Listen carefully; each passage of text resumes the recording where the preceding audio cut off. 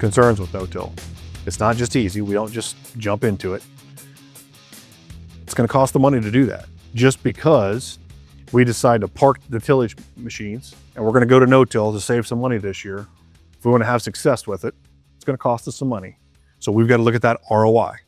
All right. Now, all of a sudden, Pete here tells us that he's got 5 bushel more on soybeans, and he's telling us that he's saving, if you can save $5 for every 10,000 seeds. So if we can drop our seed population by 30,000, all right, so there's another 15 bucks on top of the 5 bushel, increase that he's got on yield. Now that can give us a pretty dang quick return on our investment to be able to attach, to outfit our planter with the correct attachments to do that. And the good thing is one of the points I said earlier about repetitive ROI. All right, we can pay for that in 1 year, and now year 2, 3, 4, and so on. That's just extra money. Fertilizer application. All right, so if we do no tillage on all of our crops, how are we going to fertilize? Put it in the ground. Do we put it on top? Okay, so nonetheless, there's concerns. Maybe we were in the past putting fertilizer on top and tilling it in. All right, so that's a concern. We have to address that. Knowledge and experience is for those challenges. All right, so Pete told me about his no-till and it was working great and everything like that. So then you try it, and then all of a sudden it's really wet, it's really dry, we have some weather extremes or whatever.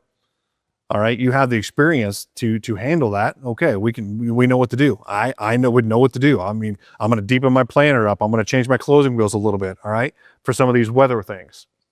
Understand that's a challenge because we don't have that experience if we haven't been doing it. 2026, one of our concerns was residue. All right, somebody pointed that out. Residue management is 365 days a year. Earlier at lunch, we were talking about, for me in no-till, one of our most positive residue management things is the combine. Starting with the Devastator and the Calmer chopping rolls on our corn head, and then doing nothing else with those corn stalks.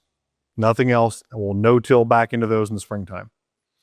But that's equipping me, that's giving me the tools to be able to handle that residue, to get that residue to break down. We have high yields.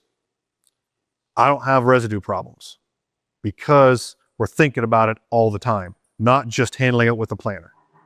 So we go to no-till, these are some of the concerns. We got to be thinking about how everything else affects this when we stop doing our tillage. Consistency of the seed bed. I mean, we've talked about the attachments and everything like that, but we come through there and that's one concern with no-till is we're drying, we're warming, looking pretty good. I go out there and 80% of the field's ready to go and 20% is too wet. Am I going to plant around the wet holes? No, I'm going to plant through them. All right. Does that, how much of a negative does that create for us? All right. That's some concerns with no-till we got to be ready to address. And like I said, the hardships from the weather. I mean, and there's others as well, but these are some of them that I come up with. One thing that I talk about a lot is echo. Every challenge creates opportunity. All right. So maybe that sounds good on no-till, but maybe we're not quite ready for those challenges. All right. But it's going to create opportunities for us. So I'm going to touch on strip-till here a little bit. I believe, was there 2 people that are strip-tilling in here? Is that what we said earlier, Pete? But was there 2 people that were strip-tilling? But didn't we have some hands go up about interest in strip-till? Oh, are we losing? Are we all falling asleep here? Do we need to stop and take a break? All right. Who has some interest in strip-till? All right. Okay. Our principles of strip-till: residue management, uniformity of the seed zone, warming and drying evenly at and after planting, adequate moisture, good fertility for the plant growth. Those principles sound an awful lot like what I just said about no-till. All right. And when we start talking about the seed zone and everything like that, these here are all really pertinent. Goals of our seedbed preparation, same thing. Okay. So strip-till, it's the same as it was in no-till, same in conventional tillage. Those don't change. All right. So for conventional tillage now, some of the benefits, we've heard about these, right? Efficiency. That's what the goal, the pursuing of more of efficiency. The pursuit of efficiency is what we're really trying to do with strip till. All right, less fuel, fertilizer, you know, those inputs. Fewer trips across the field, all right? Reducing erosion, soil structure, better seed bed, okay? What about versus no-till, all right? Well, if we do some strip till, we're gonna get a more consistent seed bed, warmer seed zone, better residue management. Better residue management because we can put those attachments on the planter, but when we make multiple trips, so the planter's following the strips on the strip till, then we've already done some things to manage that residue. It also offers us, you know, those trips through the field also offers us the opportunity for that fertilizer application.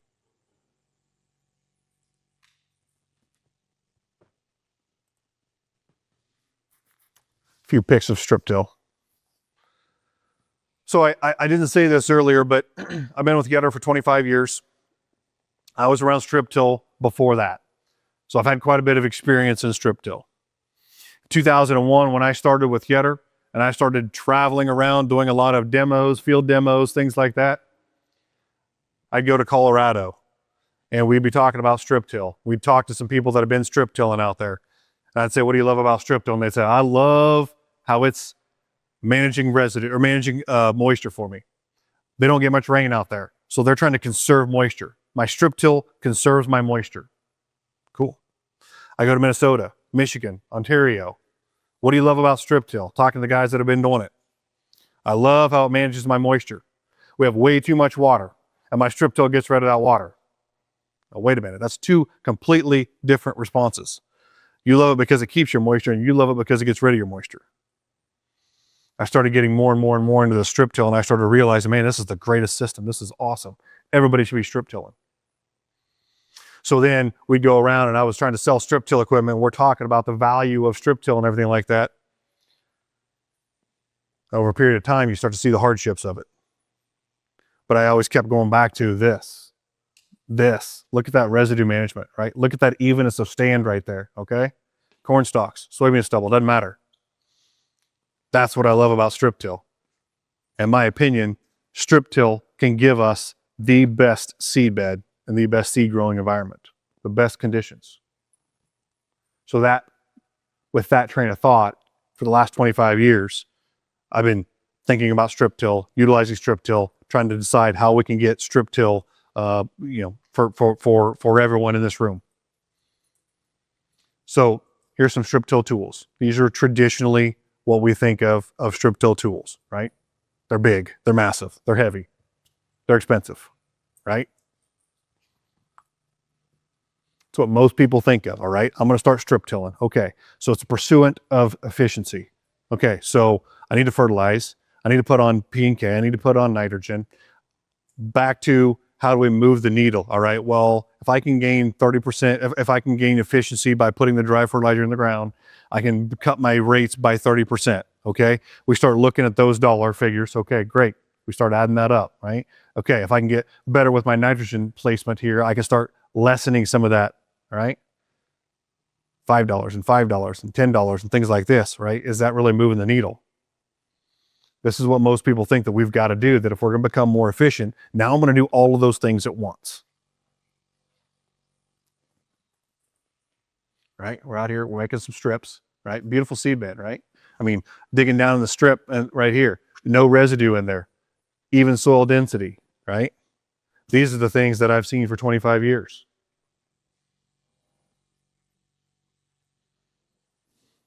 So why isn't everybody strip tilling?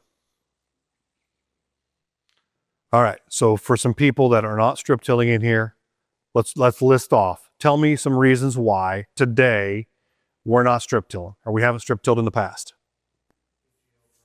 HGL ground, okay, so we got hills, we're gonna erode, right? Okay. Oh, what's that? Contours, okay, yep, so topography, okay. Well, what else?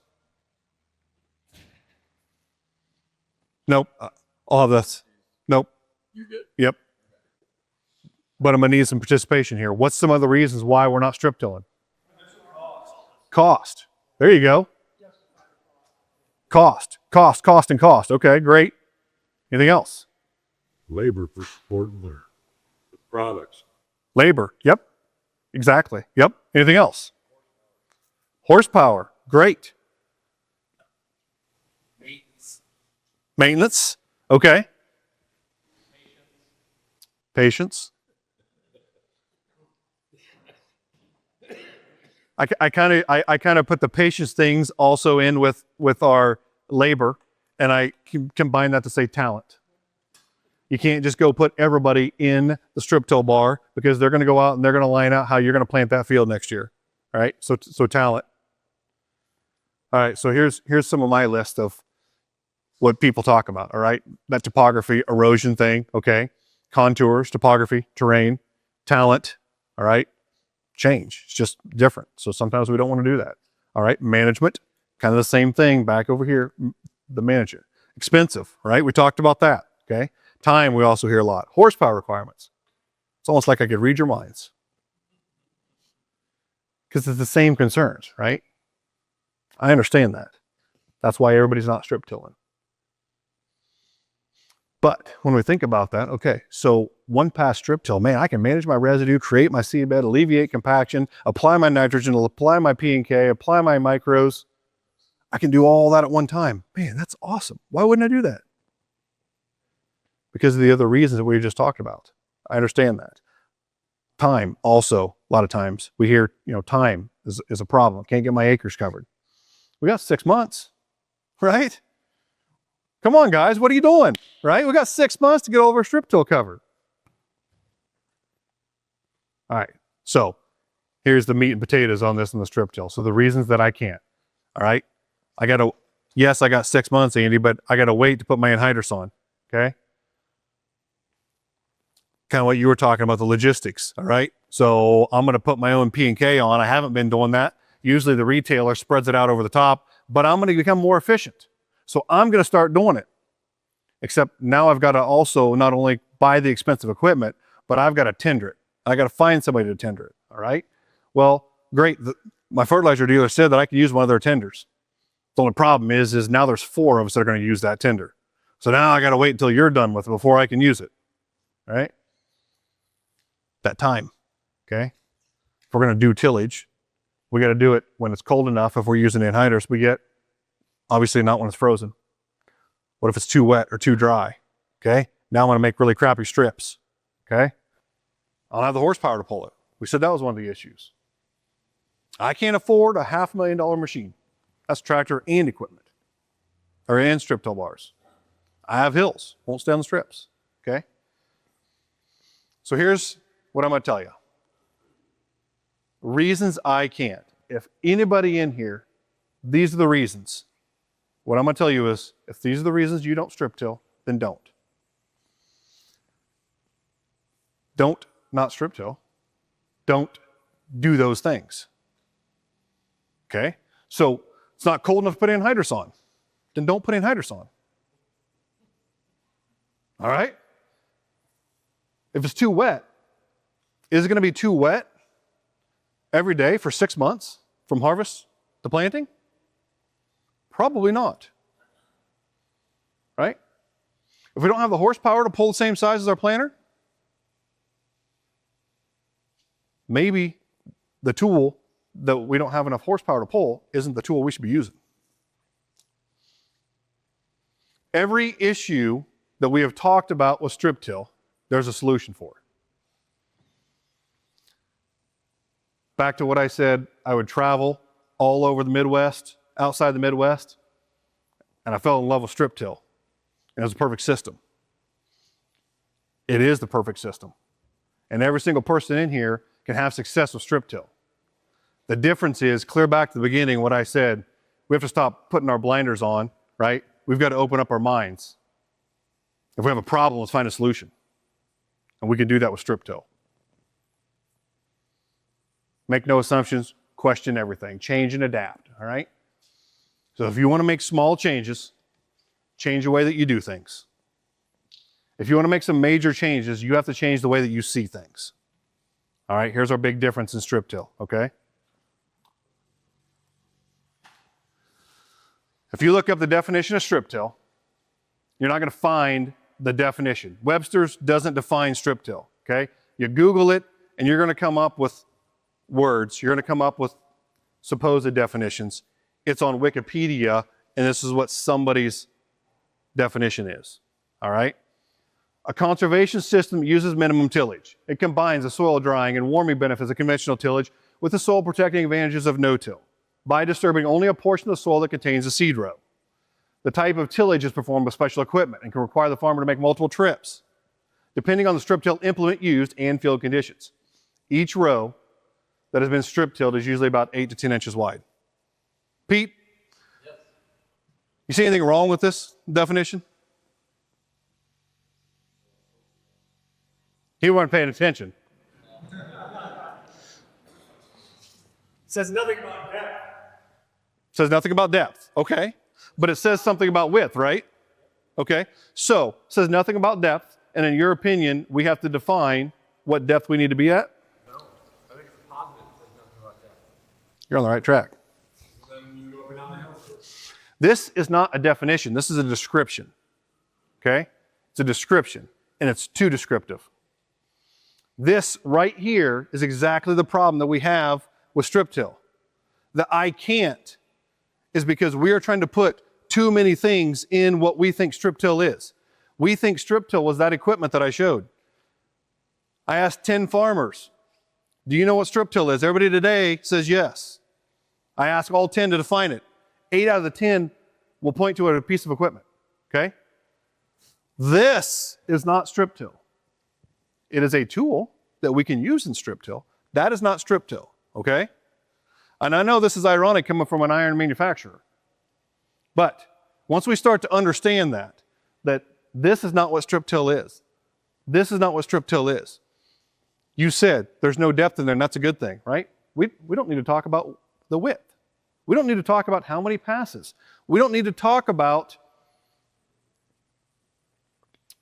being so descriptive.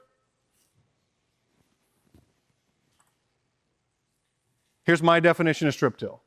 This is my definition that I've come up with from being in this industry for 25 years. A farming system that manages residue and provides controlled seedbed preparation to create the ideal seed growing environment in specific zones, or think of strips, within the field. I have carefully chosen every single word in that to put that together to what I feel defines strip till. And on every single one of them words, just as important as the words that are in there, I think are the words that are not in there. Depth, width, timing. I've heard some people say strip till promises to do all of these different things that we've talked about in one pass. No, it doesn't. It can, but it doesn't have to. It's simply managing residue and providing a controlled seedbed preparation to create the ideal seed growing environment. All right? When we think about that, when we think about the strips, and we think about putting all of our livelihood in those strips, we're putting all of our inputs in those strips. We're making this perfect seedbed in those strips. How and when and everything that we use, that can be different for you, and it can be different for you, and it can be different for you and everybody else in this room. All right? This is a fantastic tool. I highly recommend it. But that doesn't mean that that is the only tool. Right? So back to these, okay? All of these, every one of these is trying to, we're making them bigger, right? Look at the size of these things. We're making them bigger and bigger and bigger. Why are we making them bigger and bigger and bigger? Because you guys tell us, I got to cover more acres. It's got to be bigger, okay? You tell us, well, while I'm doing these 4 things, I also want to do these other 2 or 3 things. Let's do it all at the same time. Then you come back and you say it's too expensive and I don't want to spend $500,000 on the tool and $750,000 on the tractor. You told us that's what you wanted. You told us that was what we were supposed to do, right? So we've gotten into this moron approach. Just put more on, right? We talk about that in fertilizer and everything like that, but we just keep putting more on that tool, right? Because if I'm going to go to strip till, I'm going to buy one tool, and it's better do everything for me. Never mind that sometimes you don't need to go 9 inches deep. Never mind that sometimes you don't need to be putting fertilizer on. Never mind that we go out there and we do this deep tillage and then it looks really great on November 1st. Then Mother Nature comes through in March 15th and gives us a 4-inch rain. Now I've got hills and now that's all eroded. Okay? Am I gonna take that same tool back out there and do it again? No, that's not the right tool. But I put all my money, I put all my eggs in that one basket. Mother Nature screwed it up. So instead of saying I can't strip till because of those concerns right there, maybe our approach is wrong, maybe the tools are wrong.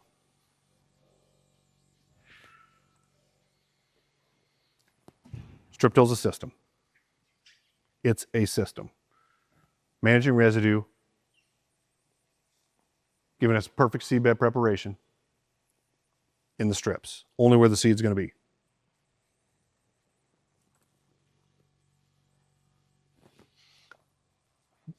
These are tools that we need to consider, all right? These are things that we need to do, all right? The combine. Residue management on the combine, it starts from that, okay? Fertilizer application tools. Now, it's got to fit in your system. So you could say, Andy, we talked about the unimaginable, that we're not even going to use fertilizer anymore. Okay, then we don't need to, for you don't need to worry about those. But everything needs to be taken into account, all right? Compaction alleviation, inline ripper. Wait a minute, you're telling me, Andy, I gotta have an inline ripper if I'm gonna strip till? No. If we have compaction though, then we need a tool that's gonna remove the compaction. That may be cover crops, right? That may be inline ripper, okay? But what that tool is not gonna be is a disc ripper, because we go out there and we're no longer in our strip till system. Now we're back to full width tillage, okay? So we need to be able to get the tools that we need for our system. All of these tools up here are potential tools in our strip till system. That does not mean Andy says I got to have all of these tools. No. We may not. But point being is all of these tools help my strip till system.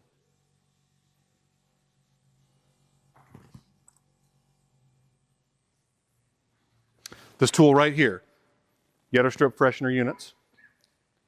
These are going to be a little bit different than what some of those tools that you guys have seen in the past, what we think of as traditional strip till tools.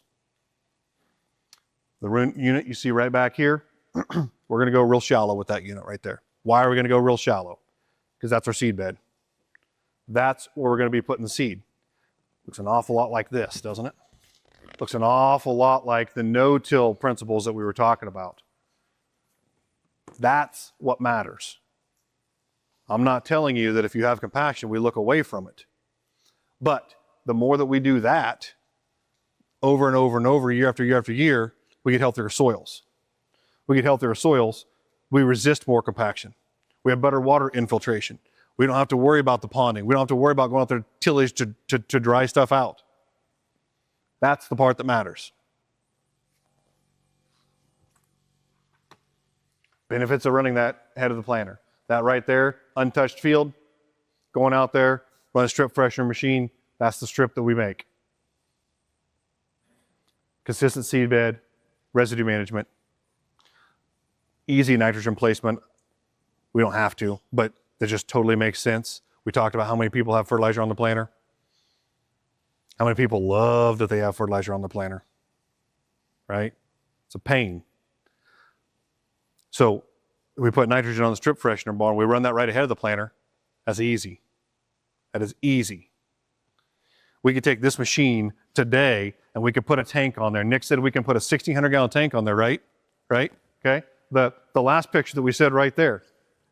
Go back to that, right? That's a fast Duraplacer. It's got a 2,400 gallon tank on there. 380 or 480 wheels on there. We have large carrying capacity.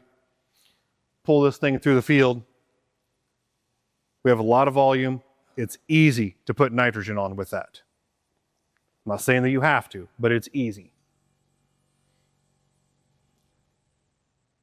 that planter ride right there, I will guarantee you your planter ride on that is going to be as good or better than any other condition.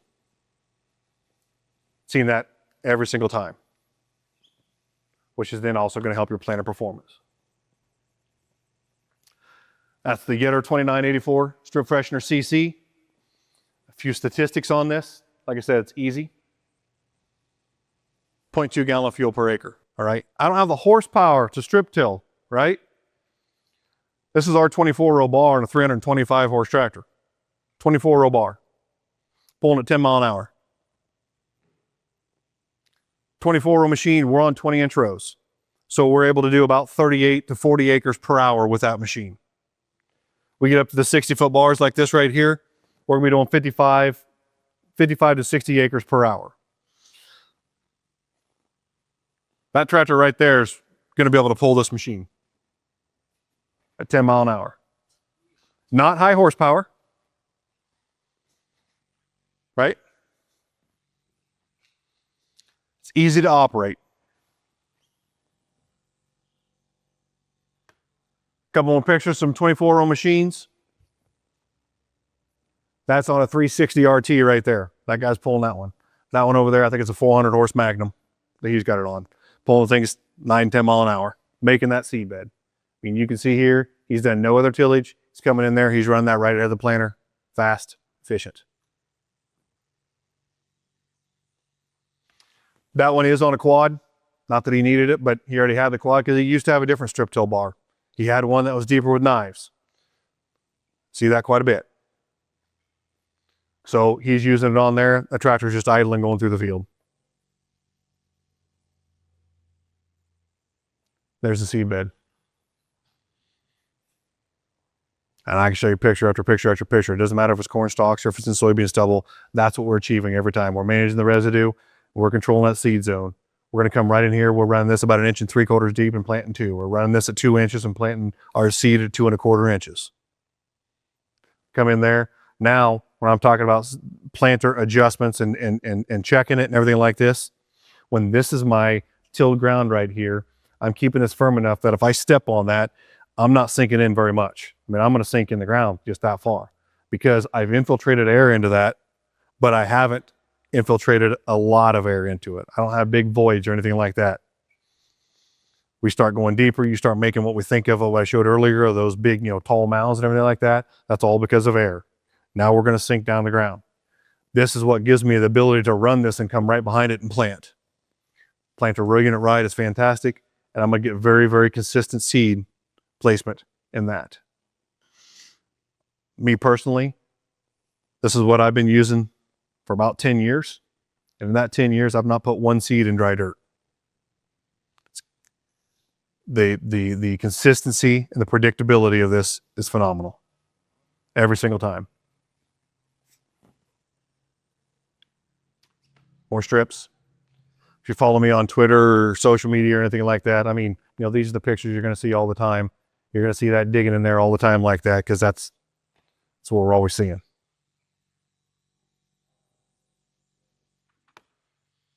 Seven to 10 mile an hour, 1.5 inches to 4 inches deep is what the unit is capable of. How deep we would run that will depend on what our conditions are and our timing and if we're putting fertilizer on or not. But we have the abilities to alter that to what you want to do. Pete uses one on his own farm. He puts dry fertilizer in it. That's what he chooses. He'll run that in the fall a little bit deeper, put his P&K on with it. It comes back in the springtime, puts his nitrogen on with it. That's what works for him in his circumstances. It's absolutely fine.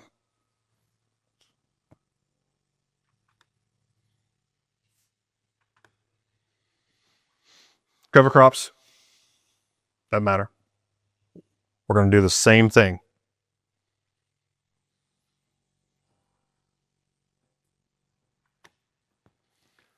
So when we start thinking about strip till, we know planting, how important that is, residue management, seedbed preparation, the consistency that we talked about there. So if we start working backwards to tailor a strip till system for us, we know what's important as the planter. We know those conditions, all right? So we can start working backwards from there. But we can plug in your needs. We can plug in those certain things that you can't live without, that you're going to do. Maybe you say, Andy, that was really cute, you know, what you talked about the anhydrous, but the bottom line is I feel as though I am not going to leave anhydrous. That's fine. We can still use the anhydrous. The thing is let's don't overcomplicate that. If you want to use anhydrous, go out there and put your anhydrous on.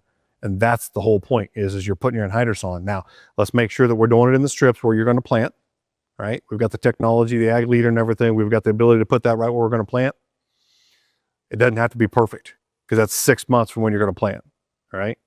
Well, let's go out there and then we can come in something like the strip freshener machine. We can even have the fertilizer, you know, if you get it all custom applied, that's fine.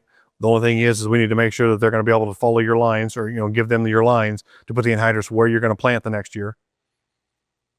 And then you're going to come back into something like the strip freshener and you're going to use that to make your seedbed right ahead of the planter. Okay, so there's lots of different pieces that we talked about here that we can move around. And one of the important parts is find the right partners. That's why you're here today at Youngblood Ag. It's because they are key to that and they understand that.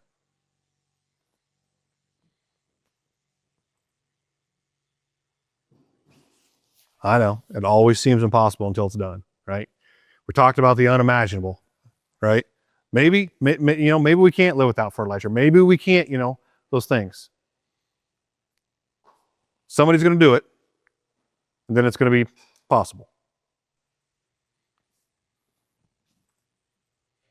Maybe you're sitting there thinking, well, I've got to do deeper tillage. There's no way, Andy, that I'm going to be able right here to strip till and only do my tillage 3 inches deep.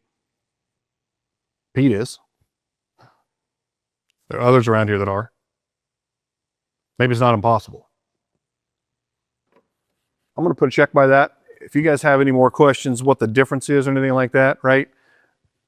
The only difference, okay, so we're talking about a strip freshener over there. That doesn't mean that only refreshes. Sharpie, right? A lot of times we refer to our markers as Sharpies, right? It's a permanent marker, not a Sharpie. Well, the strip freshener can refresh, but we're the first on the market, and that just started becoming synonymous with refreshing. So you can refresh with a strip freshener, or you can make strips with a strip freshener. Strip freshener is the brand name of that product. The only things that are going to limit us on that is the fact that we are 1.5 to 4 inches deep. Otherwise, strip till and refresh. Do we need to go back over it? Well, we can certainly discuss that, but the closer to planting that we make our strips, or that we manage our residue and refresh that or till that, then the more predictable that soil is going to be, the seedbed is going to be. So if we make that a month, 2 months, 6 months in advance, that's a lot of time for Mother Nature to screw that up. So, in my opinion, the spring pass is extremely important. I've seen a ton of abilities, come from that. Ton of positives. In my opinion, really it's the first pass that we should question. So refreshing or making strips, making it in the springtime there is the important part to me. But we got to tailor it to whatever is going to work for your situation. Thank you for joining us today. Be sure to check out our complete Yetter Solutions Sitter playlist at YouTube. And as always, we're here to help you find profitable solutions for your operation. So, if you need more information or have a topic idea for a future episode, drop an email to solutions@yetterco.com.